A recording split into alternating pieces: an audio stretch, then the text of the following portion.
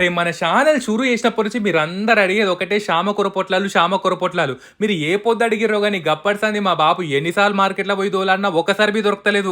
ఇగ గిట్లా కాదని చెప్పేసి మా అమ్మ ఏం చేసింది 4 గడ్డలు తొట్ల పడేసింది. మంచిగా మొలకలొచ్చినాయి 3 నెలలు పట్టింది. ఇగ గివిటితోని చూపిస్తదంట.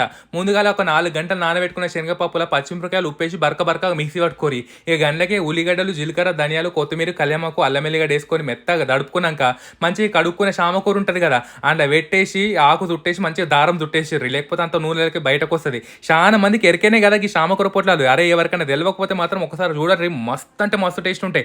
ఉత్తగా తినొచ్చు, అన్నంలోకి బి తినొచ్చు అన్నట్టు. ఇక జర్రంతా నూనె వేసుకోవాలి. జర్రంతా సరిపోతది. డీప్ ఫ్రై ఏం అవసరం లేదు దీనికి. మంచిగా సన్న చెక్క మీద మెల్లగా గోల్చుకున్నారు అనుకోరి పైనదంతా నల్లగా అయిపోవాలి. అప్పుడే టేస్ట్ ఉంటది. ఇక తీసి అన్నంలోకి గిట్ల దారం ఇడిచేసి అబ్బా తింటుంటే ఏమన్నుంటదా? మీరు ఎంతమందికి ఎరిక అసలు ఇప్పుడు చేసుకుంటుర్రా? చిన్నప్పుడైతే మస్తు మంది చేసుకుంటుండే కదా! ఒకసారి చూడండి జర శామకూర గుల్ల గుల్ల అయితది అంటారు గానీ ఏమనదు మంచిగుంటది టేస్ట్.